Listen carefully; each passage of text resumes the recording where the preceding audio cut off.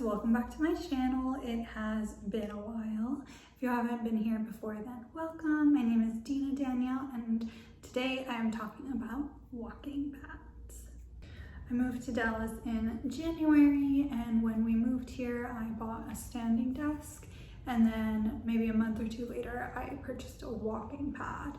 I am going to go over the pros and cons of having a walking pad, how helpful it is, and things like that. So first of all, I bought my walking pad on Amazon.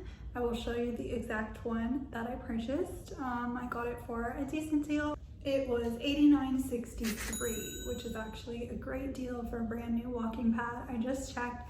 The same model is now listed for $160. I know they had a sale going, so I got a good deal. You can also find them on Facebook Marketplace for less or offer up, things like that.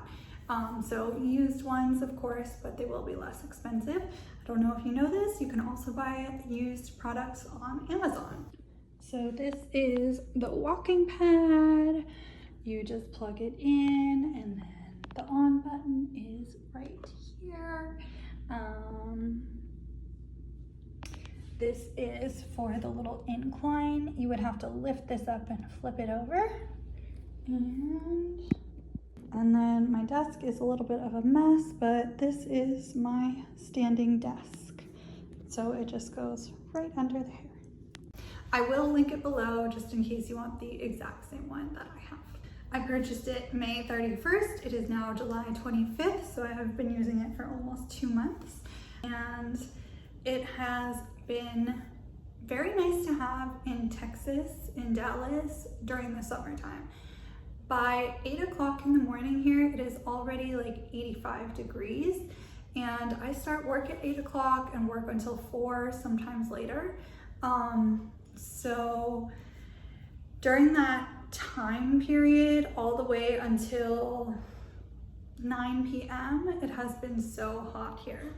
Even if you go out at 9 p.m. in Dallas, it's like 90 degrees. So I partially got it because I love to walk outside, but it's just so hot here to walk for an hour and a half outside. And sometimes I'm working a much longer day than 8 hours, so then I can have the walking pad and getting exercise while I'm working. So the pros are that you can, of course, use it indoors.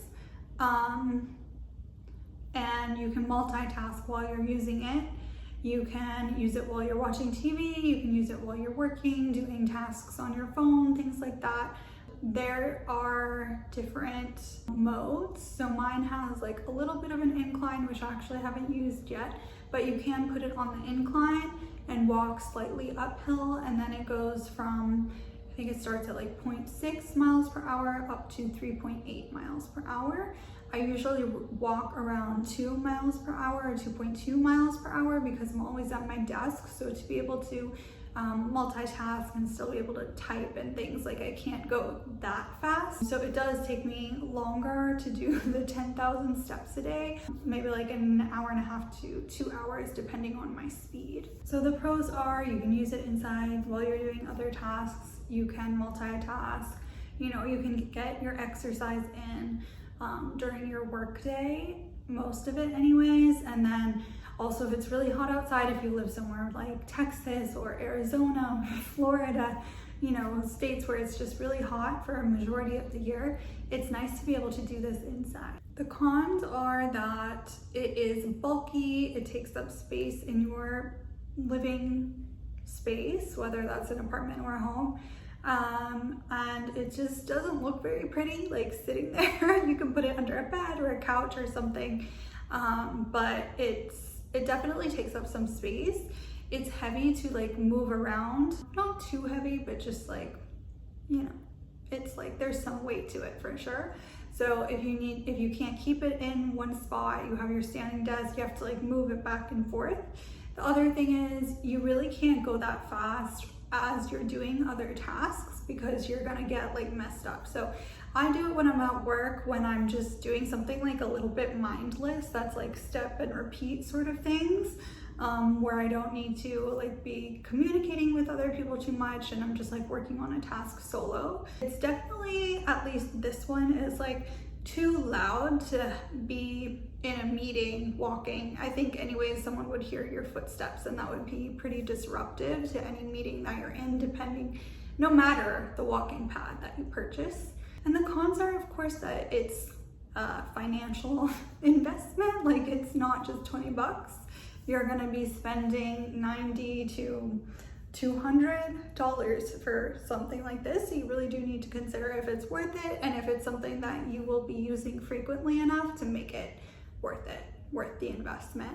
In terms of weight loss, I haven't been using it consistently enough, but you can check back to my other video where I did 10,000 steps a day for 30 days, and I will link it.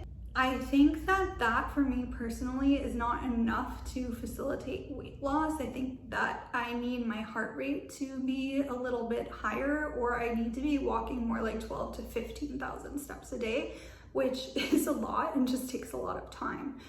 Definitely you could experience weight loss. I think it also depends on the weight that you're at and your weight goal. So if you are like quite a bit overweight and you're not doing any exercise, then I think that this would definitely help. Or if you are just slightly overweight but you haven't been walking, like, this could make a difference. If you are an active person, then this isn't gonna do much for you. So it just sort of depends. A pro of having this is that it's a low impact workout. You are walking, so it's not something that's high intensity. It's going to be a huge stressor on your body. Although I will say, when I used it 5 days in a row doing 10,000 steps, I definitely started to feel it in my back. And you for sure need a good pair of shoes. I wear my Hokas when I'm doing my walking. These are the shoes. I swear by Hokas. So comfy. I have worn Nikes and things like that before, but these just make such a difference because they have the thick foam, and so you feel the impact way less, and it's less stress on your joints, especially for someone who has back injuries and just injuries in general from snowboarding and wear and tear on my body. These are. Also consider height when you're purchasing a walking pad. I'm 5'2.5", so my gait, it's totally fine. I'm like in the middle of the walking pad. I have enough space in front and I have enough space behind me. It's obviously not as big as a treadmill, so if you are a taller person, this is just something to keep in mind. I don't think this should completely replace like your daily walks. I feel like getting outside, getting sunshine, fresh air is so extremely important for your mental health.